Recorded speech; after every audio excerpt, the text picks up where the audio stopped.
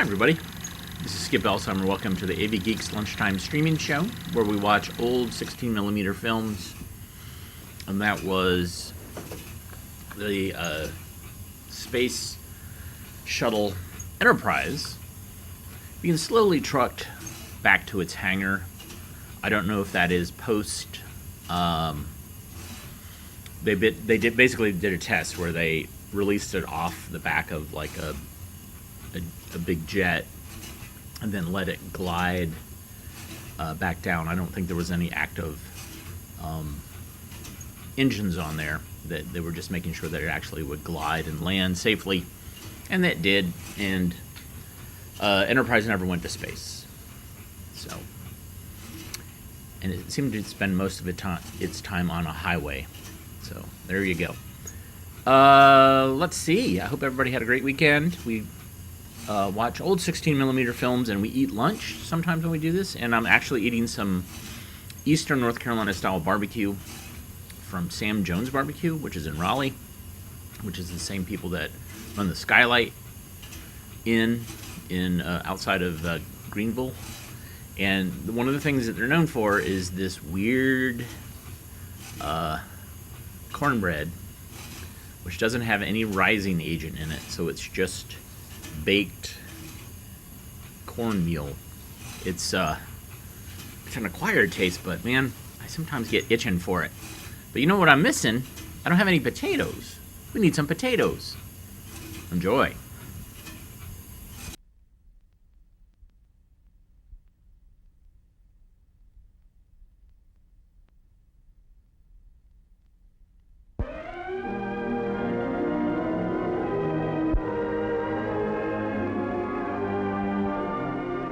These are potatoes in blossom, an important crop and favorite food in almost every civilized country of the world, including our own. As far as it is known today, potatoes were first discovered in the Andes Mountains of South America.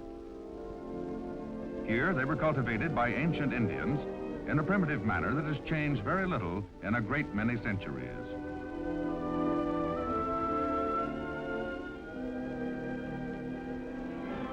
The Spanish conquistadores brought them to Europe in the late 16th century. British and Dutch traders during the golden age of navigation carried them around the world by sea. The British to India and Ceylon, and the Dutch to what is now Indonesia, and then to the islands of Japan. It was from Britain, too, that they seem to have come first to North America in the early 1700s. Today, steadily increasing demand for potatoes has made them one of our biggest and most important crops. Planting starts in the early spring. Potato seeds are cut sections of top quality potatoes, the best of last season's crop.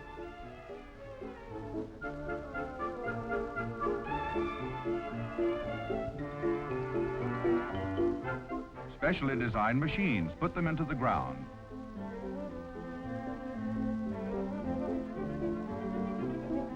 Adding fertilizer and covering them all in one operation. By midsummer, they're in full flower. It takes a lot of water to make strong, healthy plants like these. Killed by fall frosts, the plants have done their job. Potatoes are tubers that grow on the plant's roots. Nature's way of storing the nutrients that are manufactured almost magically from sun, soil, and water. Harvesting potatoes is a mechanized operation too, with a variety of machines and methods used in various parts of the country. Brought to packing sheds, conveyor belts move them quickly along the way. Washed, dried, and carefully inspected, they're headed for the bagging machine. Automatically weighed, they can be bagged in any quantity, in burlap, paper, or net, or in polyethylene bags like these.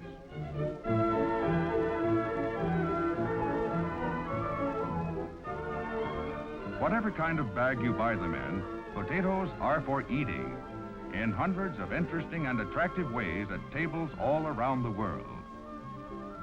Here at home, potato salad is a tempting year-round favorite. In Germany, potato dumplings add zest to a hearty stew.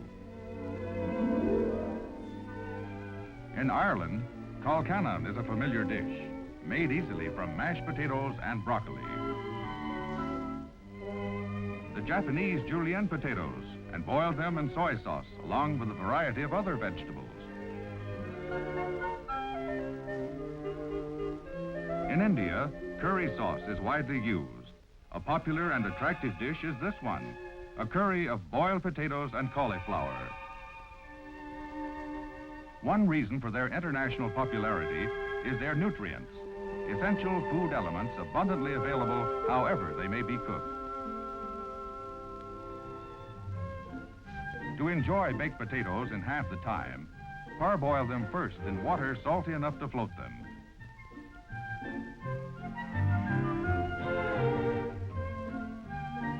Then, after 20 minutes of boiling,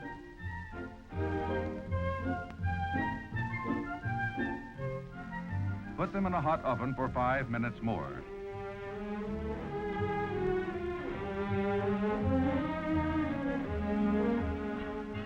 You'll have baked potato flavor and whole potatoes at their best when you serve them with a low-calorie dressing made of sour cream and chopped chives.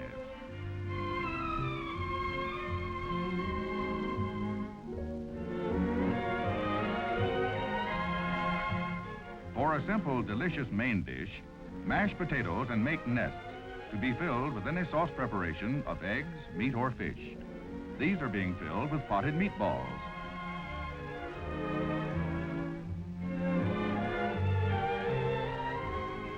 And these with curried shrimp and peas.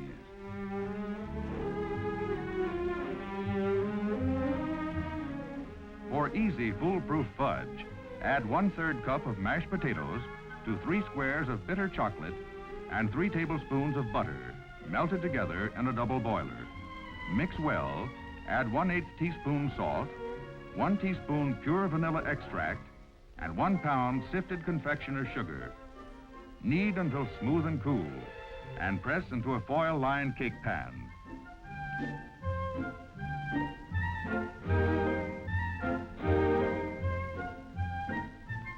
Turned out on the back of another pan, you can cut it easily with a piece of heavy thread. Yield 1 1/4 pounds of delicious fudge made easily in a matter of minutes. Outdoors as well as in, potatoes provide the lasting energy of solid food. French fries are always in order. Mickeys, prepared by swinging potatoes in a can full of hot coals, are a boyhood favorite. It's fun to make them, and even more fun to eat them.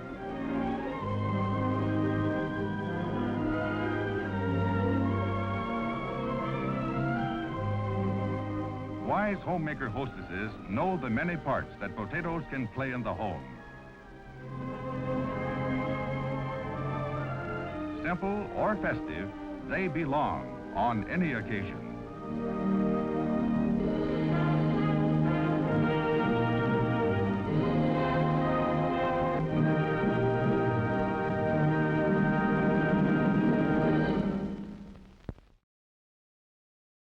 Potatoes. I was actually invited to I guess it's a potato party where you have to bring something that is made from potatoes, ranging from tater tots all the way to vodka. There you go. That's my life, is showing you films about potatoes and then go into a party where all the food is potatoes. And then ice cream.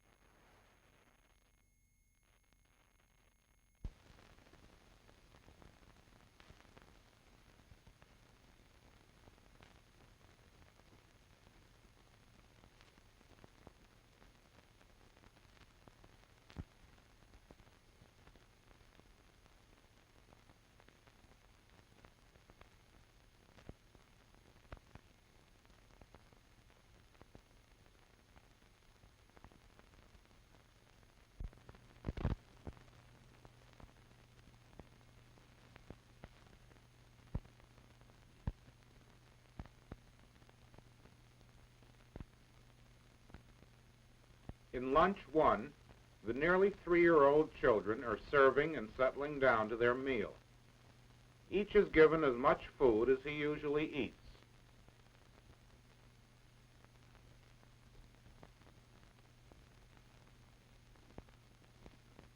Larry doesn't seem to care much for today's dinner, but his teacher feels he should eat at least part of it.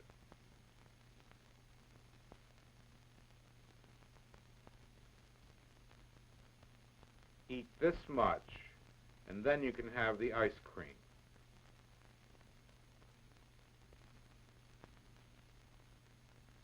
Helen doesn't happen to like today's menu either.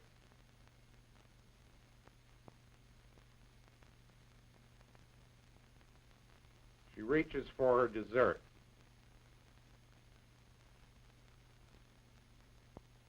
No, Helen. First your dinner, and then ice cream.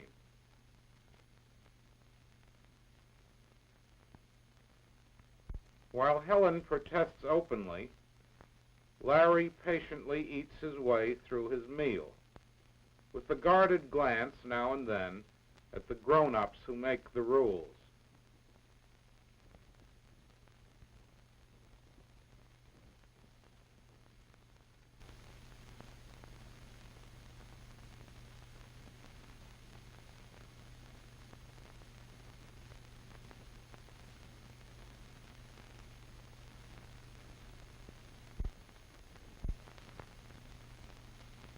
And now Larry can have his ice cream.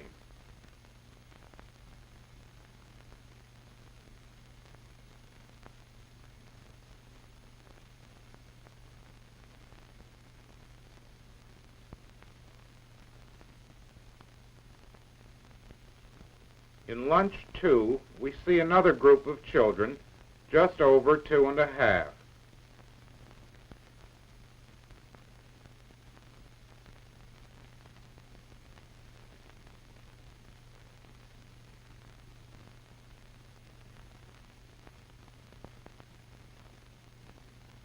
John usually eats quite a lot, but like Larry and Helen, whom we saw in Lunch 1, he shows little enthusiasm for today's meal.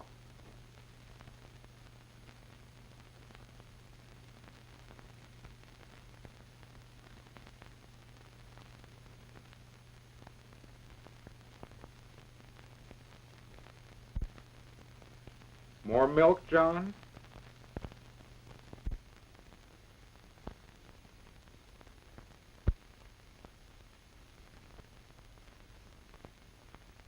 His teacher encourages him to taste everything, but he takes what he wants because he wants it.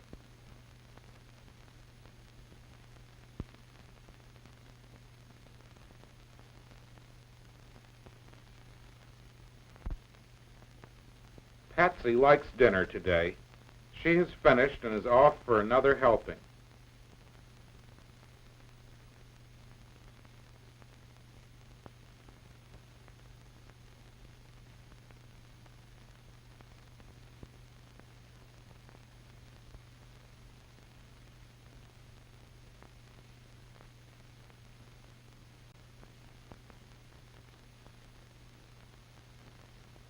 But John decides he is through. The teacher accepts his decision.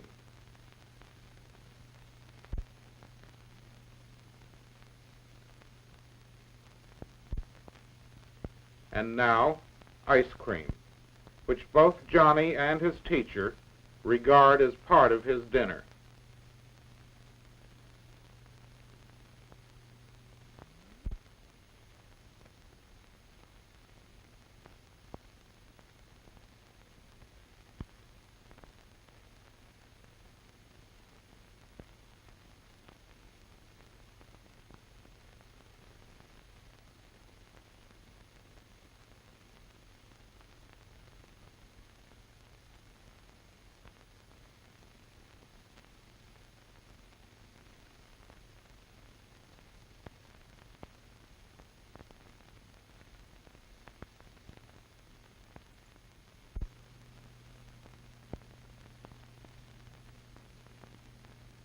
Again, we see in Lunch 1 The nearly 3-year-old children are serving and settling down to their meal. Each is given as much food as he usually eats.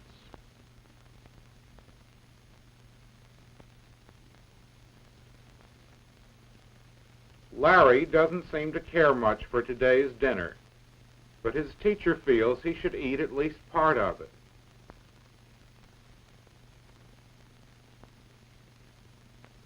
Eat this much, and then you can have the ice cream.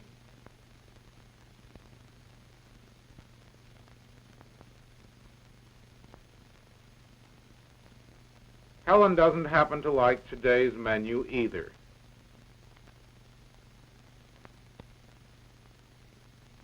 She reaches for her dessert.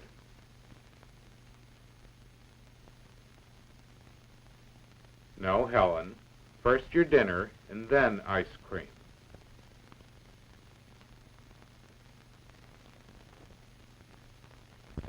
While Helen protests openly, Larry patiently eats his way through his meal, with a guarded glance now and then at the grown-ups who make the rules.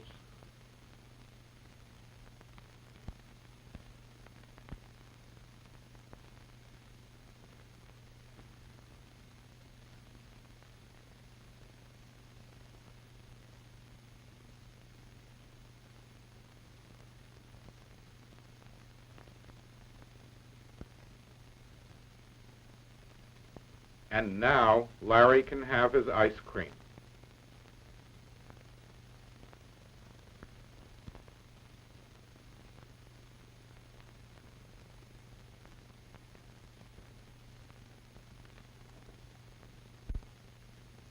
In lunch 2, we see another group of children, just over 2½.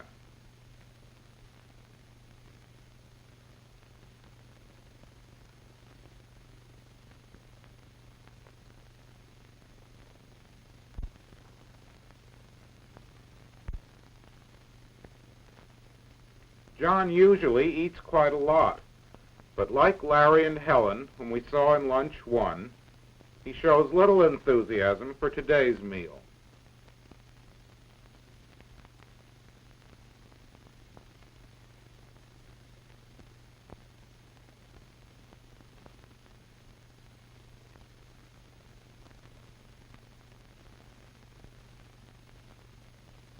More milk, John?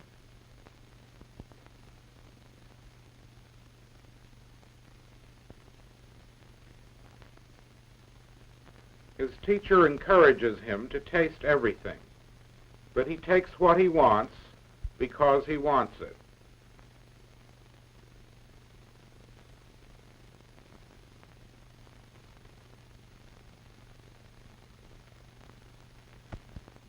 Patsy likes dinner today. She is finished and is off for another helping.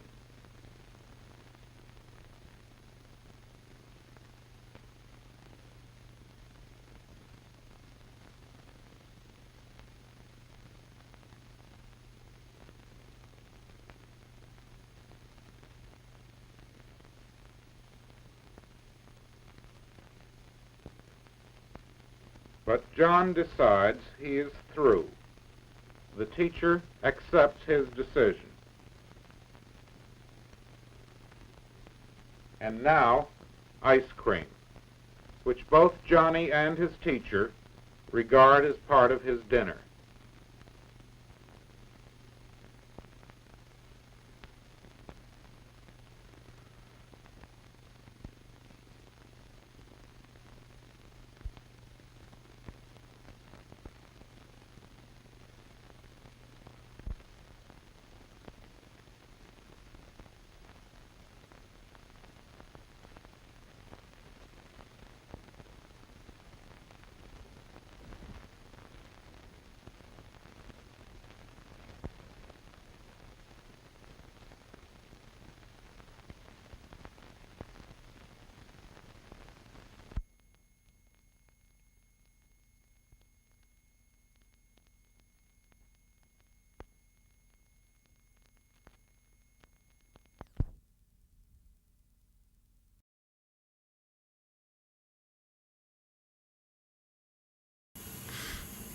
not quite a nature documentary, but fascinating nonetheless.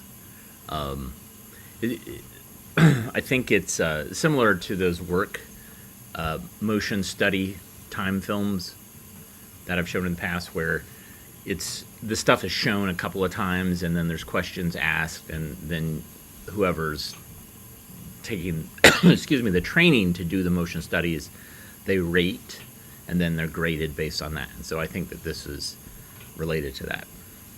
But ice cream.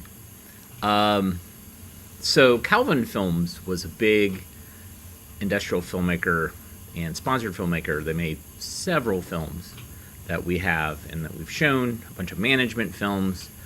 They made the ill-fated Freeze-In, which was the poorly made and edited Laugh-In parody featuring two members from Laugh-In to sell Kenmore freezers. And it makes you think, like, wow, they really didn't get like a sense of humor.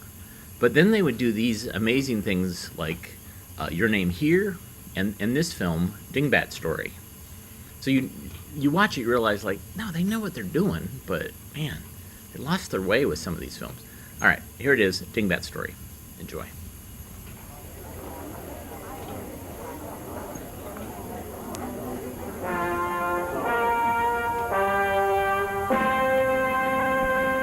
The titles of a motion picture have several extremely important functions.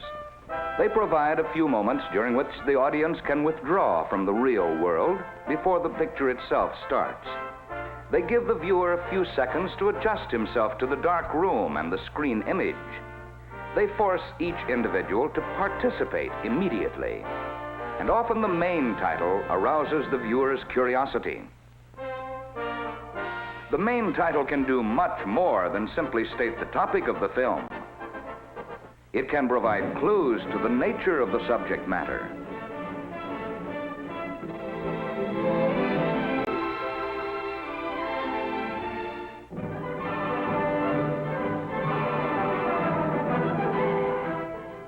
The title can suggest the treatment of the subject matter, so the viewer will know what to expect.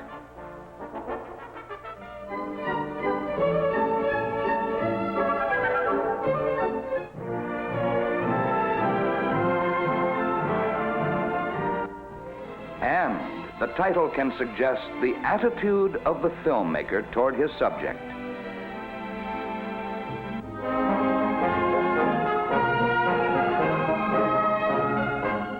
Perhaps more important, the title can reflect the diligence and imagination of the filmmaker.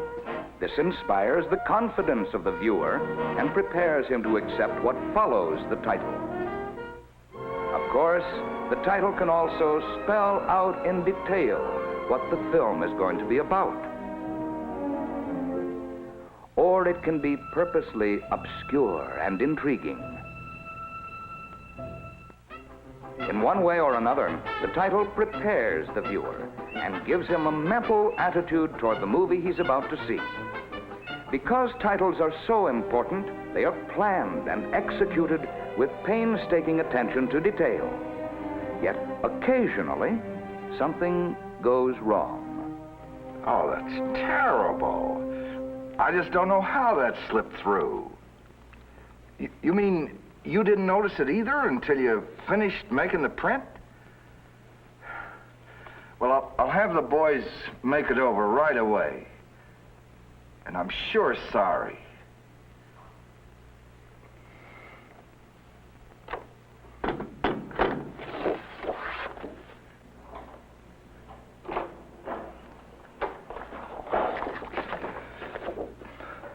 Another bad one. And this one's a Lulu. Oh, no. Now, this is twice in a row. I'll fix it up right this time, huh? The client's mad. I don't blame him. How could it have happened? Well, we don't want to lose the account, so when you do it over, how's about throwing in a little something extra to make him happy? You know, surprise him. Maybe something a little bit fancier than he'd expect. Something to give the title a little oomph. start his show off right for him. Say no more. We'll... What can you do with the Dingbat story? But I just gotta come up with something. Say. Hey, you guys! Come here. I got a problem. I need your help. Come on now. Oh, come on now. This is an emergency. The client is, mad. Well, come on. I'm going to tell you. I'm going to tell you. Now look. We've got a bad title again, and the boss says we have to fix it up right to surprise the client. Huh? Okay? Now, this is what I had in mind. I'd like to turn out something extra special. Something to show the people. Now, what we need is something really exciting to get the title off in a real good swirl, huh? Come on, now. Here, now, let me show you. Now, look, you take a square. Now, what do you think? Huh? I think it's great. Do you? What do you think? Listen, let's do a switch pin right in this area. How about maybe we could do the little bat coming across here.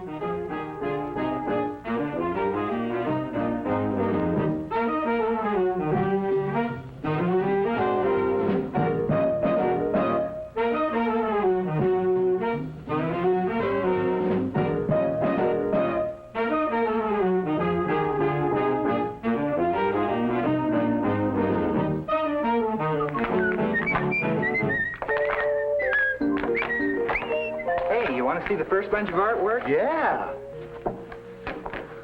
First, we start with a black background. Then, shooting backwards, we scratch on this bat outline. Next, we pan in this cell with Ding on it and zoom it up to fill the screen. We follow this by dissolving with a ripple glass to bring in a colored background. Then we use the flip lens and turn the screen over a couple of times. Now, we want to use some live action in the background. Boy, wait till you see these cheerleaders. We're going to use these cutouts to map them in on the aerial image, and the cameraman can do freeze frame and skip frame to add variety. Then we'll dissolve in these backgrounds in color cells for a nice color effect.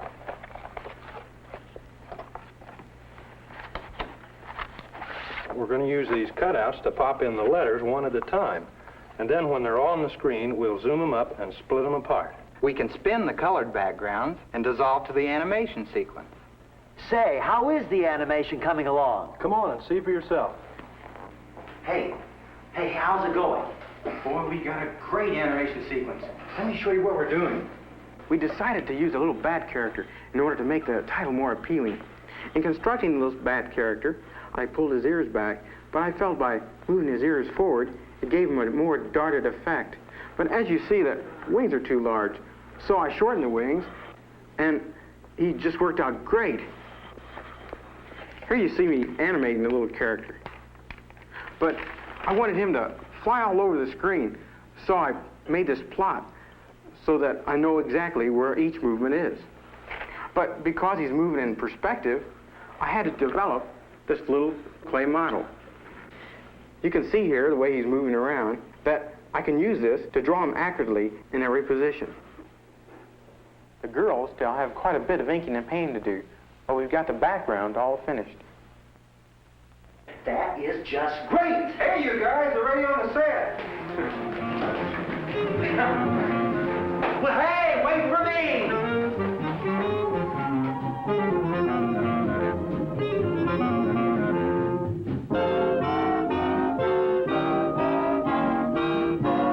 Will somebody tell me what's going on? We're going to combine a live background with artwork. We have to take great pains to make sure the studio photography will stand the extra step of duplication. The studio people are keeping the contrast low and watching out for bad composition.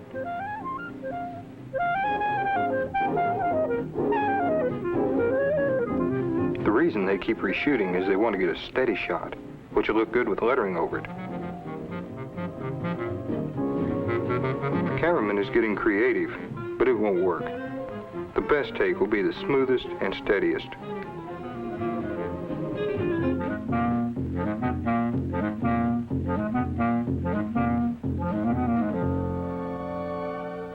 On the animation stand, the title is first shot in silhouette to make a mask. This mask is combined with the picture for one exposure, and then the letters are shot on a separate pass. Speaking of masks, just for the fun of it, we can make a nifty transition from the animation to the live action by using a set of artwork masks. Here's the last scene. We planned a real big finish. Let me show you how it goes. We get into the scene with this animated beach ball. It'll be over this background, and we'll dissolve on this shape and the bat, and then the title cell grows on. I've got it all timed out for you here on the exposure sheet. We've planned some double print title cells, a lightning effect, and some double print rocket bursts for a big finish. Boy, this is going to be some title. Now, while you're winding things up here, we'll have the music director get some good music and sound effects, huh?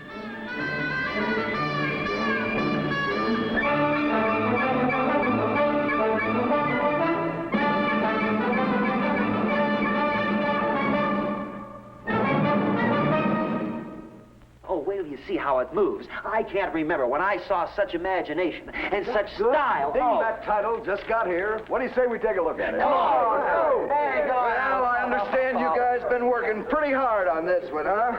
It ought to be a regular little jewel. Funny thing is, the client probably won't even realize that you did anything different. Say, this looks kind of long, doesn't it? Now, I hope you guys didn't do too good a job. I mean, we wouldn't want to set the clients a good example, now would we? They might want the same good job next time. Maybe we ought to just break off an end and send him that. It's perfect just the way it is. The best work we've ever done. Yeah? Well, gee, that's a shame. Because as good as you say it is, I'm sure the client won't want to use it. How come he won't? It'll make his show look good. It'll make his show seem bad by comparison. And we can't have that. But it'll set new standards for titling. The world is waiting. We've got to think of our audience. Oh, I know you want to do good work, but you've got to wait until the people are ready to appreciate it, until they're willing to pay for it. But I'll let you guys decide. Okay? Let's roll the film.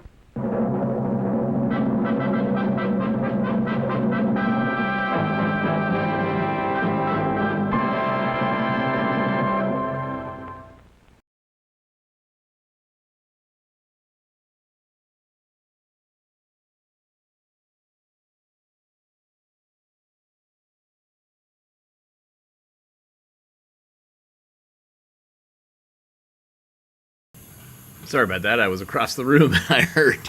I was expecting there to be a follow-up with the boss going like, "What?" But I guess not. All right, what do we got? Let's build a tank together. Together we're going to build a tank. We're going to take on those fascists together. Enjoy.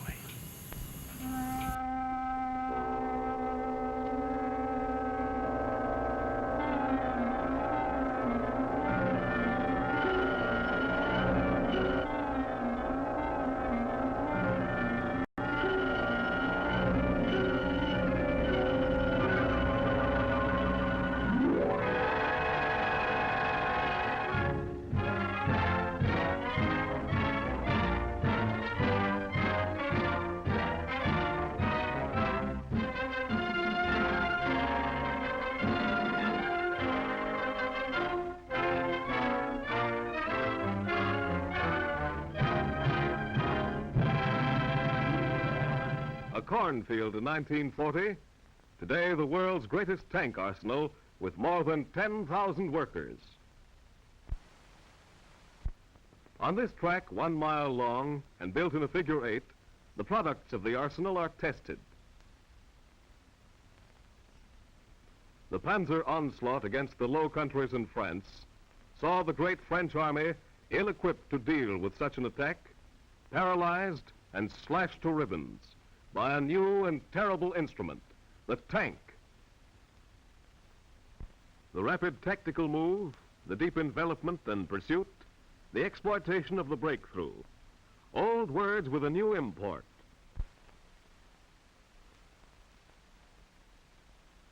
The tanks moved 150 miles a day deep into enemy territory, to the very heart of enemy resistance, repeated the process day after day.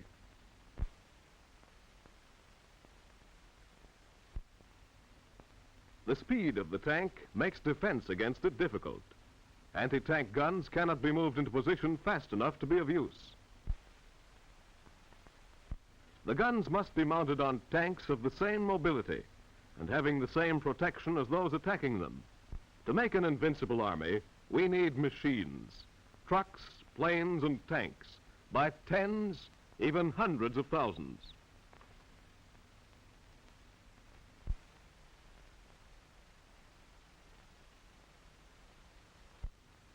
For these, we must go to the assembly lines of the nation. With the lessons of warfare in Europe plain to see, a tremendous expansion of tank building capacity has taken place. Here in the Detroit Tank Arsenal, the world's first great tank arsenal devoted entirely to the mass production of the tank, we forge the armaments of victory.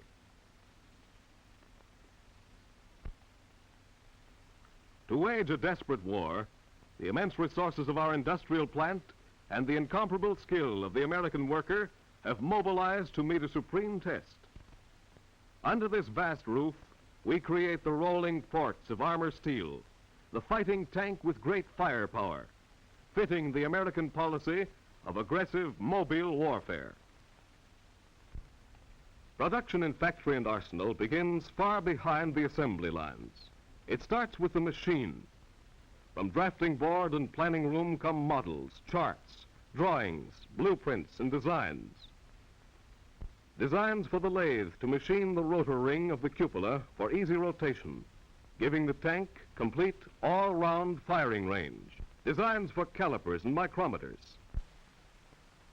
Instruments to test required tolerances, for the greatest precision is demanded.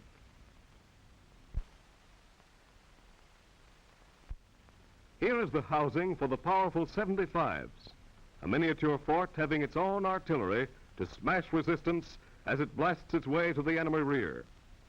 The tank, with its force and scope, is capable of carrying on a small war all alone. Here, the planers rough-cut the wheel suspension on which the tank will be suspended, the heat of the tool against the armored steel.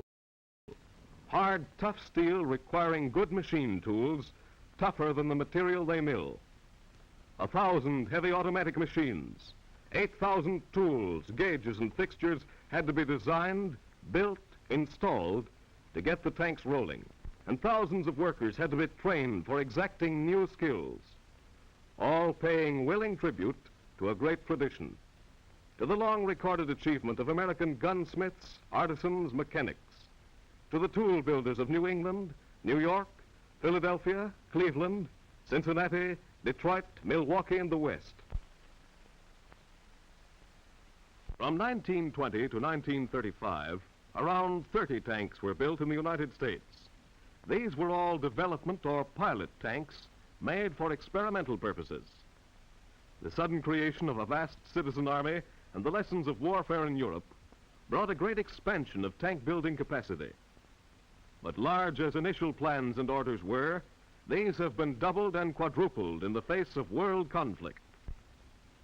Today, the most advanced methods of industrial production, the most modern in tool and machinery design, are joined together in an epic struggle to determine the destiny of free people everywhere.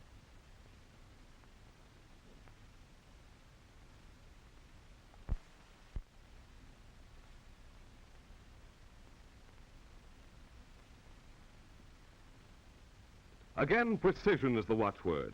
An error of a hair's breadth may mean the difference between life and death for 7 soldiers who will be called upon to man this giant of destruction. Teeth are cut into the cupola rotary ring. Motor-driven, the turret, of which this forms the base, will turn a complete circle. A complete arc of withering fire can be shot from the 37-millimeter gun soon to be mounted in it. Teeth, too, for the master gear, cut into hard, strong steel to mesh and drive the tank forward. These lend speed and bite to the attack. The modern tank is a complex mechanical marvel. Making of it involves the utmost ingenuity and correlation of manufacturing effort. We are building uncounted numbers of these machines, putting them to work, to labor with free men fighting for what they cherish. Men and machines are the backbone of the crusade to rid the world of tyranny, the hope and promise of the future. Before actual manufacturing could begin, plant layouts had to be made, the necessary building space provided, the proper tools and other equipment brought together, materials requisitioned, procured, assembled, all for the single purpose of making tanks. Giant multiple drills of sufficient weight and size to machine the heavy parts, boring dozens of holes in one downward motion, had to be designed and built. Here are the gears and flywheels of the punch press in one of dozens of departments, making parts which flow to the main assembly, into the finished tank. The oxygen pantograph torch, cutting out the sprocket gears that will guide the caterpillar tracks.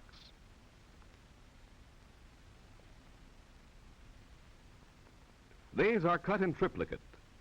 From spring 1940 to the 1941 Battle of Libya was only 18 months, but it was long enough for American mass production to fill our Army's first tank requirements and have some left for our allies. Now the waste metal sheet is removed. The material will be reclaimed, melted down, used again. The tips of the sprockets are flame hardened. Minimum weight is essential. It increases speed, gives additional mobility in difficult terrain. High alloy steels are used, which are heat treated to develop their full strength.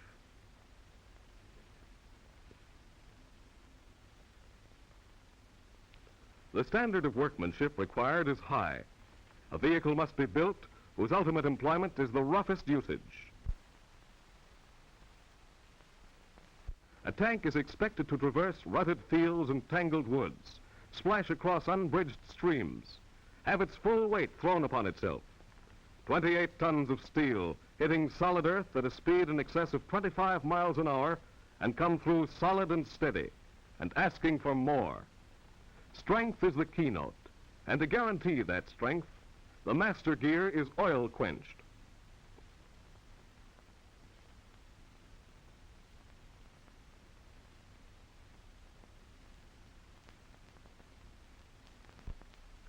Another oil bath assures the hardness of the white suspension arms.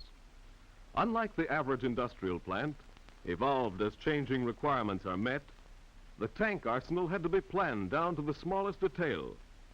But from blueprints to finished plant, the job was accomplished in 7 months. Not only that, in this brief space of time, the first completely assembled tank was delivered to Army officials.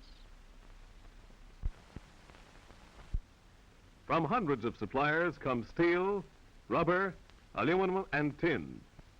Hub forgings, heavy gear, drive shaft, pinion, gas, oil, and electric gauges, helical springs, electrical panels, fuse boxes, and meters. From these vast stockpiles, materials flow to scores of sub-assemblies, reaching their proper places, each at the proper time. 10,000 parts, 20,000 parts, 30,000 parts. 30,000 parts to make one engine of destruction.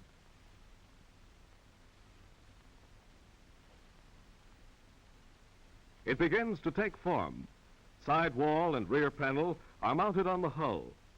The tank has no chassis, no frame, only armor plate. Plate that furnishes protection from enemy fire and serves as structural frame as well. Overhead cranes support the great hydraulic riveters that meld the pieces by pressure alone.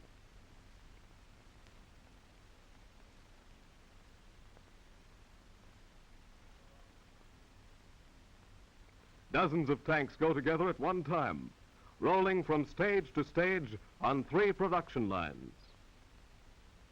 The shield, the forepart of the tank, heavier plate armor than that of a destroyer to make a land battleship, a roaring, plunging vehicle of death, a weapon come of age, taking its proper place beside the airplane and the naval vessel.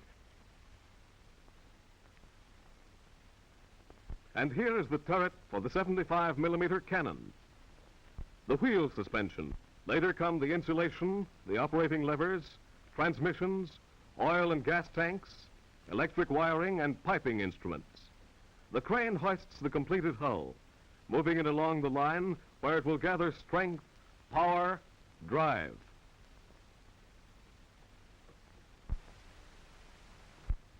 The final drive, built to withstand the shock of enemy fire, smash whatever obstacles it meets. The greatest precision is necessary to meet required tolerances. There can be no shims in fitting the engine supports, no mechanisms attached to the armor plate. The power plant, a radial-type air-cooled airplane engine, the force of flying horses hitched to the earth so that this weapon can run swiftly to the attack. Again, the final drive, an instrument of terrible punishment. But wars are not won by absorbing punishment. They're won by giving it to the opposing forces. The engine fits into the rear of the machine, taking up surprisingly little room. Here is the pent-up force that will plunge the monster headlong into battle to deliver its staggering blows.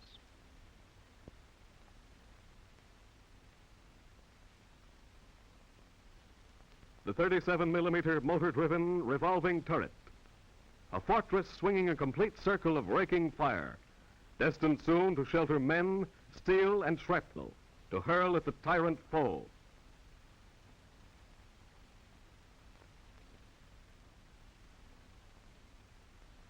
Here, the claws of steel uncoil, the caterpillar track, rubber treads vulcanized on steel plates.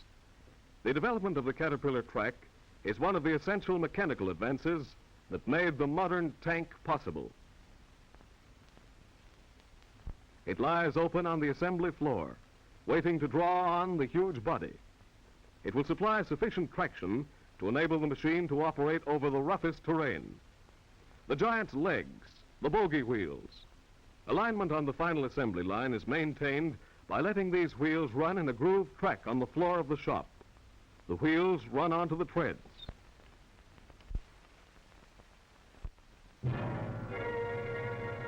A machine full grown at last, ready to roll off the front of the line under its own power. Ready to pull the next tank into place without a moment's pause. 30,000 separate parts covered by nearly 6,000 drawings go into the making of this backbone of the Army's striking power. An American concept, an American accomplishment, representing the best integrated experience, ability, and intelligence of American industry and the American Army. The 75-millimeter cannon adds to the tank a weapon capable of firing high explosive shells, shrapnel, and smoke shells. It furnishes direct light artillery support for tank and other mechanized units, making a fearful dreadnought of destruction, a rolling fort to challenge the aggressors.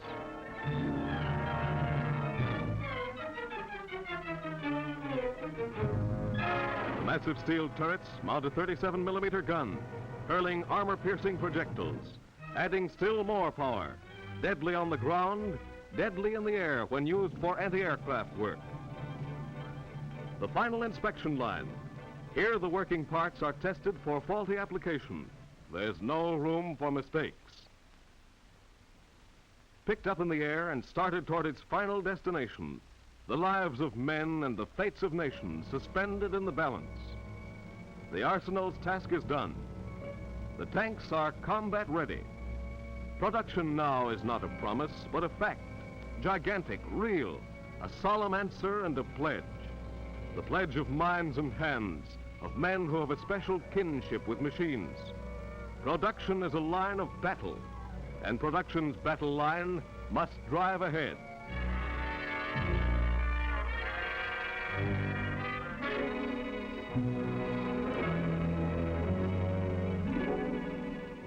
To make certain there's no faltering along this line, every civilian plant that can is being converted for the production of war material, and more factories are scheduled for production. The tank is bolted down, covered with a tarpaulin, ready for shipment. Shipment to Asia, to Africa, to the Middle East, to the ancient fields of Europe, to the far-flung shores on which embattled allies stand.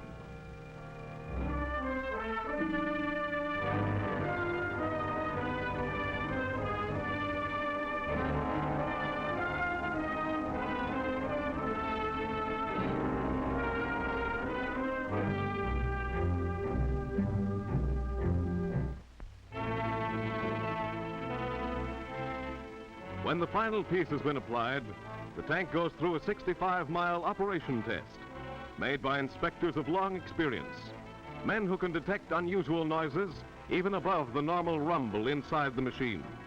An ordnance test of 10 miles follows before the tank is finally accepted. Night and day this work goes on, here as in thousands of other factories throughout the country, toiling ceaselessly to produce the instruments of destruction for a nation in the grip of total war. The Detroit Tank Arsenal is only one of many great plants turning out the medium tank. A series of transformations from cornfields to arsenals, from idle factories to humming production lines has been going on. More and more factories are scheduled for construction as the vast plants and experience of the automobile industry are converted from peacetime manufacture to the pressing needs of these grim hours.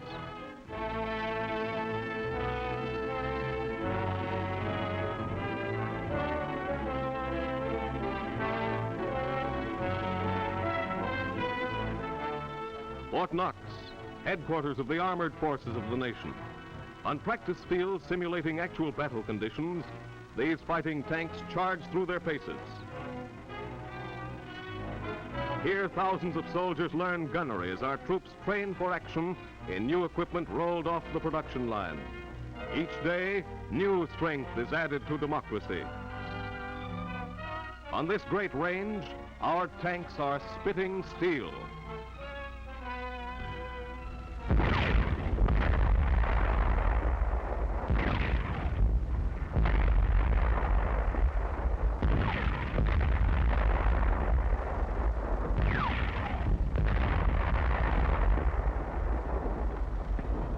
Strong men will see them through, and where these tanks go, there soon the earth will tremble.